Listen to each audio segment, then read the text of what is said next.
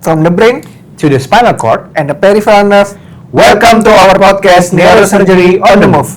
Bersama saya Dr. Koma dan saya Dr. Budi. Kami berdua akan menemani neurovela semua pada episode kali ini. Podcast Neurosurgery on the Move adalah salah satu bentuk aplikasi dari Tridharma Perguruan Tinggi, yaitu pengabdian kepada masyarakat yang akan tayang setiap bulannya, membahas mengenai topik-topik yang menarik, mengenai penyakit-penyakit di bidang bedah saraf hingga operasi. Tentunya di setiap episode kita akan ditemani oleh narasumber yang reliable dan kompeten.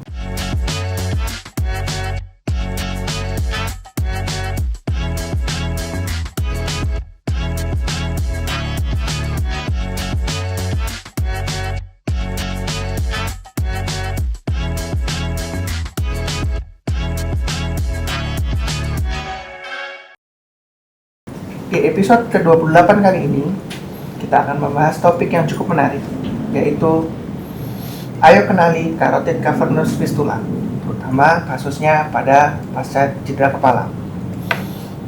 Ada baiknya kita kenali kasus-kasus seperti ini sejak dini. Kali ini sudah hadir bersama kami Dr. Madegema Dadiswara Maliawan, spesialis bedah saraf. Selamat sore, dokter. Selamat sore. Terima kasih banyak sudah Terima kasih meluangkan banyak, dokter. Ya, hadir sama-sama. di Neurosurgery on the Move. Baik, dokter, untuk kali ini kita mungkin sedikit membahas tentang carotid cavernous fistula, dokter. Mungkin boleh, Dok, menjelaskan secara mudah atau singkat untuk kasus yang akan kita bahas hari ini. Oke, jadi CCF, carotid cavernous fistula, itu artinya ada hubungan langsung antara pembuluh darah arteri ke pembuluh darah vena, gitu. Jadi harusnya kan pembuluh darah itu dari jantung ya mengalir ke otak, ke arteri, kemudian ke pembuluh kapiler, baru ke vena. Nah, pada carotid cavernous fistula ini terjadi hubungan langsung antara arteri carotis ke vena cavernous. Nah, seperti itu istilahnya. Oh, begitu gitu. Carotid cavernous fistula ini kerap terjadi setelah trauma kepala. Kira-kira kenapa bisa terjadi ya, Dok? Kok setelah kepalanya terbentur malah pembuluh darahnya menjadi seperti itu, terjadi hubungan itu, Dok? Ya, jadi penyakit ini memang pada umumnya terjadi setelah kita cedera kepala ya. Memang tidak selalu terjadi, ada beberapa cedera kepala yang bisa menyebabkan terjadinya kelainan ini ya, terutama pada cedera-cedera yang melibatkan dasar tengkorak gitu ya. Ketika dia terjadi perlukaan akibat patah dasar tengkorak, itu terjadi perlukaan pada arterinya, pembuluh darah arteri, terutama pembuluh darah karotis. Itu perlukaan itu akan menyebabkan aliran darah yang dari arteri karotis itu langsung menuju ke vena. Sehingga kan kita tahu tuh kalau pembuluh darah arteri itu kan tekanannya tinggi, aliran sangat kencang ya. Kalau vena itu kan alirannya rendah ya, jadi tidak tinggi tekanannya.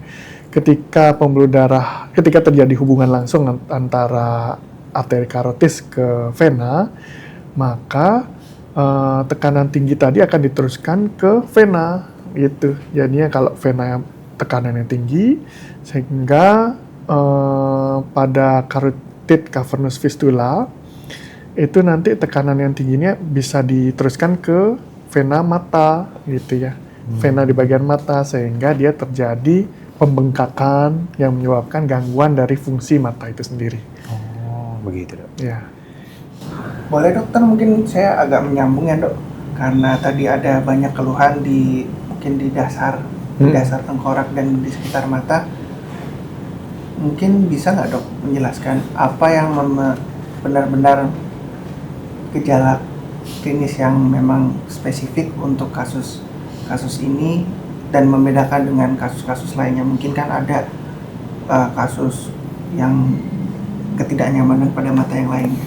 Ya, jadi pada kasus carotid cavernous fistula ya, jadi ada keluhan mata, itu yang pertama matanya akan tampak merah ya, merah.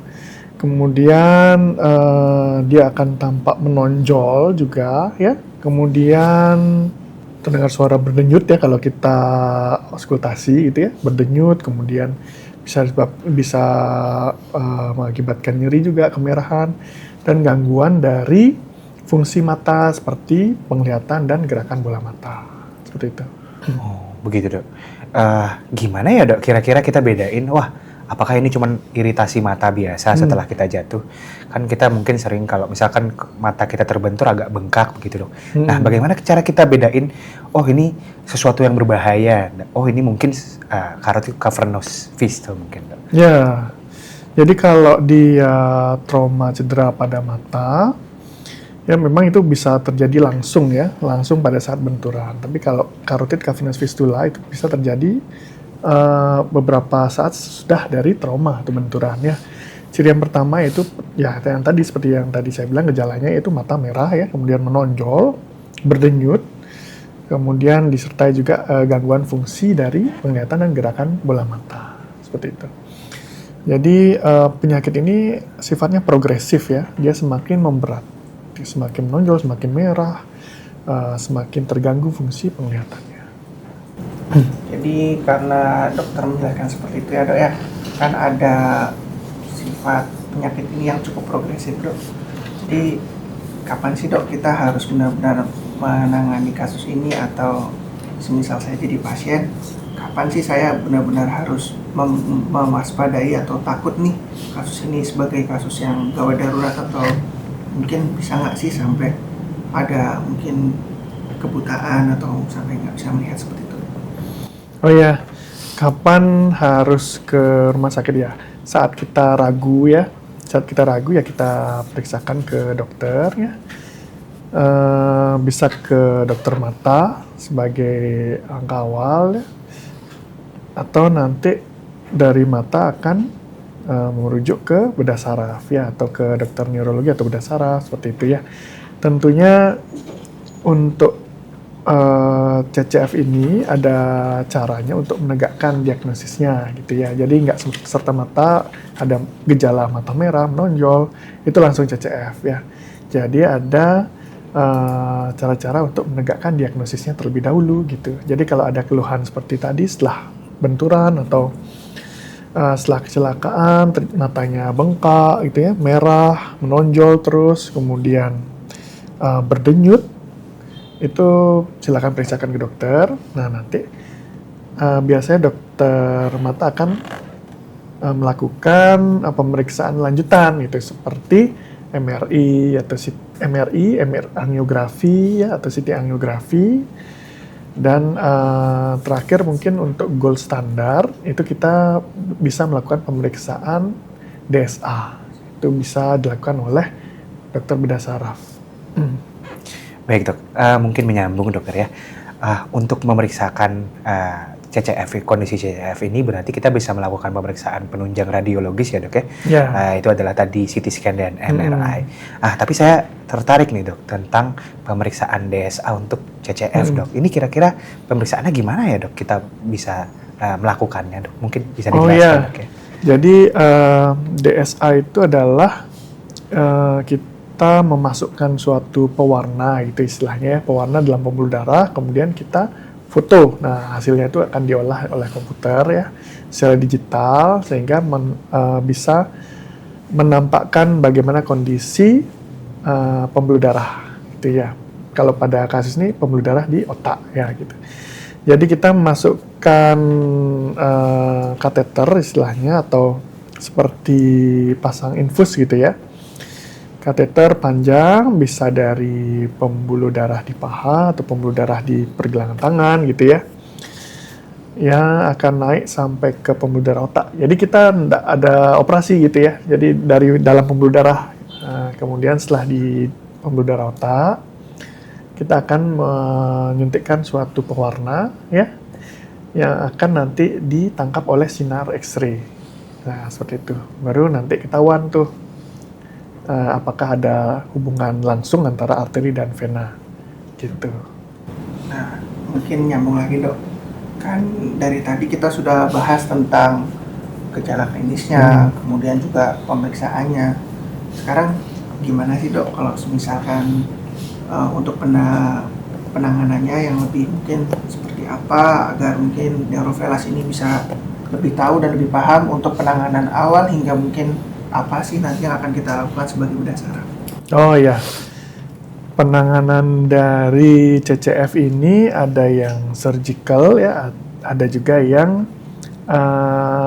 endovaskular itu istilahnya ya. Kalau surgical yaitu penanganannya secara surgery ya, open ya. Jadi nanti bisa dari pengikatan pembuluh darah ya, kalau kompleks sampai perlu bypass ya. Namun sekarang seiring kemajuan zaman ya, kemajuan teknologi juga, penyakit ini bisa ditangani secara minimal invasif lewat teknik endovaskular gitu ya. Jadi intinya kita harus melakukan penyumbatan untuk menghilangkan hubungan langsung antara arteri dan vena itu. Jadi bisa lewat lewat cath lab gitu ya, dengan masukkan kateter itu dari paha ataupun pergelangan tangan seperti itu. Terima kasih dokter. Untuk pasien-pasien yang telah ditangani dokter, jika kita sudah lakukan pemeriksaan DSA dan kita sudah tata laksana dengan cath lab tadi dokter, kira-kira kondisi pasien setelahnya tuh bagaimana ya dok? Dan bagaimana kita memberitahu kepada pasiennya sendiri ekspektasi kondisi setelah kita tangani dokter? Mungkin bisa dijelaskan dokter? Ya, jadi jika aliran bypass ini antara arteri dan vena ini bisa kita tangani, itu gejala klinisnya akan membaik ya, jadi bengkaknya berkurang ya, merahnya berkurang ya. Cuman memang tergantung dari kompleksitas CCF-nya itu sendiri ya, karena mungkin saja itu permasalahannya nggak hanya hubungan langsung antara arteri carotis dan vena cavernous tadi ya, bisa juga ada feeder lain yang mungkin akan ditutup, yang harus ditutup seperti itu. Jadi kita harus evaluasi kembali ya, setelah dilakukan tindakan endovaskular kita evaluasi kembali, DSA kembali untuk melihat apakah masih ada hubungan langsung atau fistula itulah yang masih berkontribusi terhadap penyakit CCF ini gitu. Jadi intinya kalau kita berhasil menanganinya, gejala klinisnya akan membaik gitu ya. Namun ya kalau sudah terlambat, misalnya sudah terjadi kerusakan yang lama terhadap saraf mata ya, akibat tekanan tinggi yang terus menerus ya, karena hubungan antara arteri dan vena itu kan menyebabkan tekanannya tinggi ya. Jadi tekanan di mata itu akan tinggi terus sehingga membuat saraf mata sudah terlanjur rusak gitu.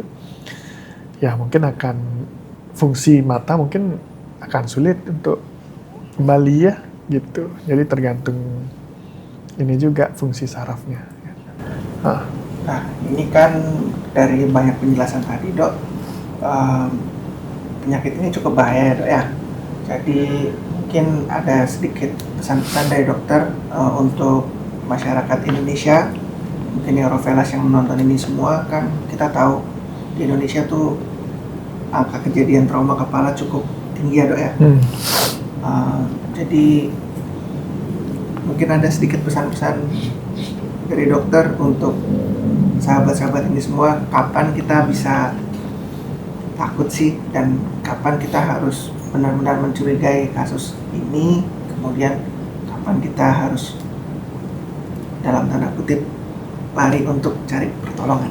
Ya, jadi memang kasus ini itu ya masih belum banyak yang tahu ya. Jadi termasuk di kalangan dokter itu juga mungkin jarang juga mengetahui tentang CCF ini ya. Jadi bisa kalau ada keluhan gitu ya, apalagi setelah trauma, setelah cedera kepala silakan ya, mengalami gejala seperti matanya merah, kemudian semakin membengkak, menonjol dan berdenyut seperti itu ya, bisa memeriksakan diri ke dokter atau dokter mata ya, sehingga nanti akan dapat dilakukan pemeriksaan lanjutan untuk itu, seperti itu. Baik dokter. Jadi kalau masih ragu, nggak apa-apa, Ya, Dok. datang aja ke dokter ya. Siap, Jangan Dok. ke dukun. Baik dokter, terima kasih banyak dokter Gema, spesialis bedah saraf fellow intervensi stroke, dokter, atas penjelasannya tentang carotid cavernous fistule. Sudah dijelaskan sangat lengkap sekali oleh dokter. Jadi jangan kita sepelekan bahwa mata merah setelah benturan kepala atau kejadian jatuh itu bukan hanya hal yang sepele, dan kita harus segera memeriksakan ke dokter jika terjadi tanda-tanda gejala yang telah dijelaskan oleh dokter Gema sebelumnya. Nah, baik. Dokter, mungkin di Neurosurgery on the Move ini kita sudah membahas tuntas tentang apa saja, apa sih itu carotid cavernous fistule, apa saja gejalanya, dan apa saja penanganannya, apa saja yang bisa kita lakukan, dan juga bagaimana kondisi pasiennya setelah kita tata laksana. Mungkin terima kasih banyak dokter karena telah meluangkan waktu di tengah padatnya jadwal operasi dokter, telah berkenan untuk datang di mengisi podcast Neurosurgery on the Move ini, nggak apa-apa. Demi kombucha. Komang dan Budi. Baik dokter, terima kasih banyak dokter. Baik Neurofellas, bila ada komentar atau masukan untuk topik-topik yang akan kita bahas di podcast Neurosurgery on the Move, bisa menghubungi kami di Instagram kami @neurosurgery.udayana atau bisa melalui channel YouTube kami yaitu Bedah Saraf Udayana. Jangan lupa di like, subscribe, dan komen. Podcast Neurosurgery on the Move akan tayang setiap bulannya, rutin membahas penyakit-penyakit dan juga tata laksana dari bagian bedah saraf. Nantikan episode Neurosurgery on the Move selanjutnya. Saya Dr. Komang. Dan saya Dr. Budi. Saya Dr. Gema. Salam Neurosurgery on the Move.